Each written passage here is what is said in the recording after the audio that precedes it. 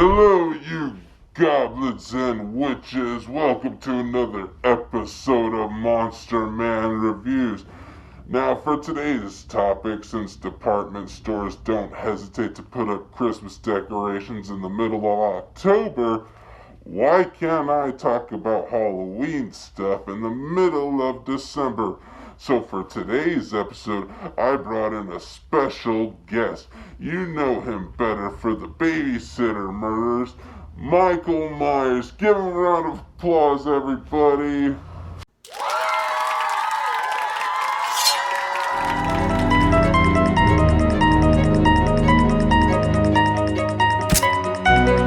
Sorry about that. That music just follows him wherever he goes. I don't know why. I just go along with it. So for today's topic, we are going to be doing a Halloween ranking video.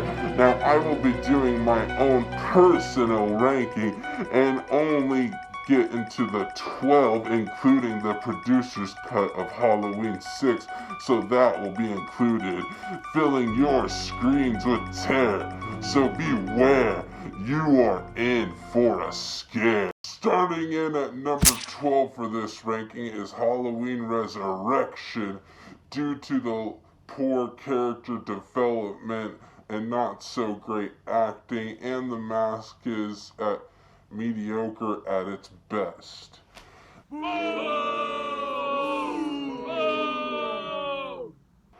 On to number 11 for this ranking, which is Rob Zombie's Halloween remake. Michael, how do you feel about this one? Well, that sums it up. At times, I think Scout Taylor Compton comes off as annoying. I don't care for the dialogue or definite Rob Zombie characters. Though the kills are brutal, I feel the nurture route is the wrong approach. But the masks are a cool addition, but I would prefer the clean OG. Coming in at number 10 on this ranking is, again, Rob Zombie's remake to Halloween 2.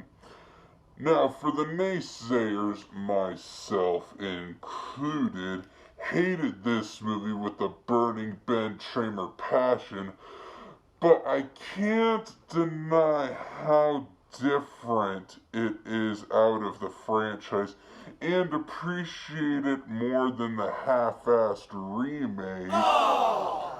But I think Brad Dourif and Danielle Harris carried the movie with their underrated performances, and the scenes with Laurie, played by Scout Taylor Compton, are cranked up to 11, although it's an interesting take on the survivor victim approach, but she comes off as obnoxious, and I would have preferred both theatrical releases.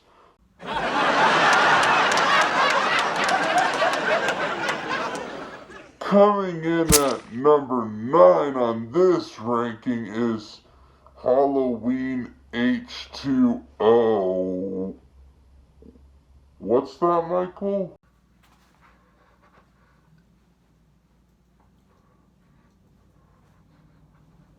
Oh, that wasn't you? You mean it was the evil druid cult of Thorn members personifying the mask to keep your legend alive while you were locked up in Smith's Grove Sanitarium? Ah, yes. Now it's starting to all make sense. Jamie Lee Curtis gives a great comeback performance aside the post-Scream cast auditioning for Dawson's Creek that was on the wrong set. Plus, I could go into my issues with the mask, but I will save that treat for later. Moving on to number 8 in this video is Halloween 5. Now, this is the last worst ranking. They might be the worst in my opinion.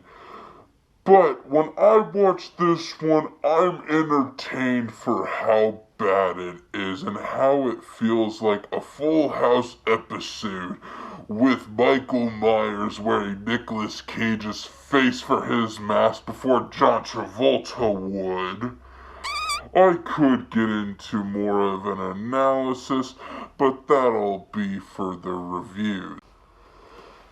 Coming in at number 7 is the theatrical release of Halloween Curse of Michael Myers. Now, this is the Holy Grail territory we're in now. Yes, I know this is not the best one, but hear me out.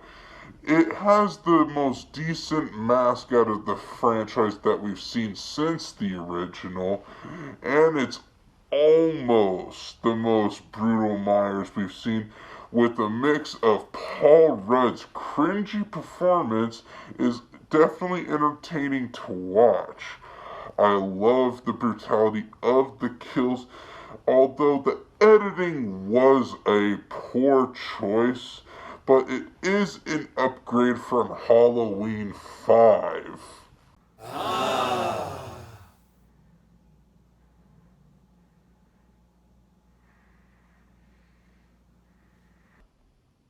So for number 6 on this ranking is the same movie, Halloween 6.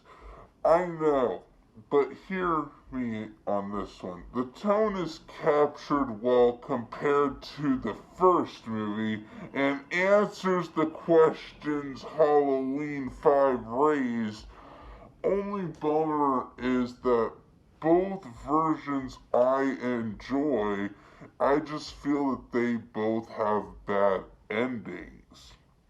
But damn the power to the rune.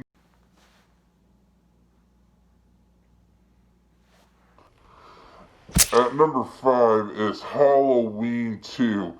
Okay, I know it's a fan favorite, so don't lynch me in the comments that it's not higher. But it's copying Friday the 13th with the tone and kills losing the atmosphere, and Lord Jamie Lee Curtis hardly has a performance, and I feel that Donald Pleasance starts to go off his hinges here. And for some reason, I know the mask is the same from the original, but for some reason, it just portrays differently on Dick Warlock's face. And at number 4 is Halloween 3. I know it doesn't have Michael Myers, but hey Mike, where'd you go?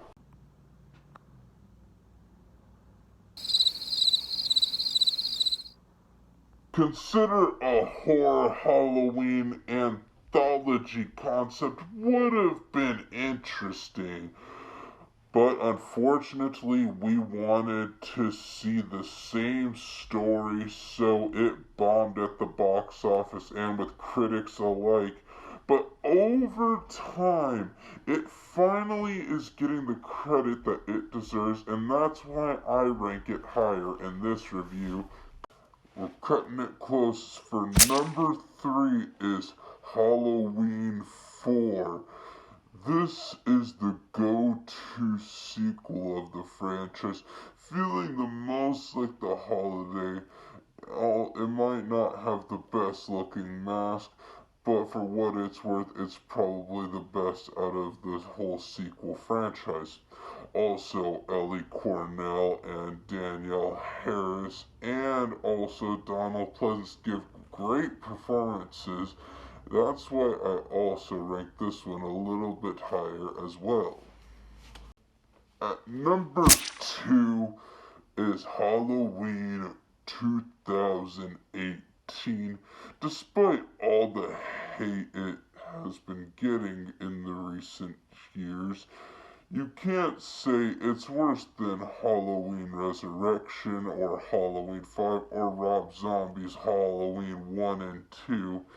And it brought John Carpenter back to do the score, along with Jamie Lee Curtis returning and reprising her role as Laurie Strode, along with the most brutal Myers we've ever seen portrayed on the big screen. Feeling pretty close to the original. Sure, the humor is hit or miss, but in my opinion, it's grown on me and is really bloody with the kills and is probably the best follow-up to the original in my eyes. The moment I've all been waiting for. I know if you watch any other ranking video out there, this will always reign number one with John Carpenter's 1978 original Halloween. Need I say more? With the simplistic and sinister score, Michael's shape of evil personified as a human being, and Jamie Lee Curtis plays the neighborly girl very well. And this is a must for every October viewing, with Donald Pleasance giving such an effective performance of Michael's personified evil. The movie wouldn't have been the same without him. Also, the idea that evil could exist within anyone, within anywhere. Michael? Where'd you go?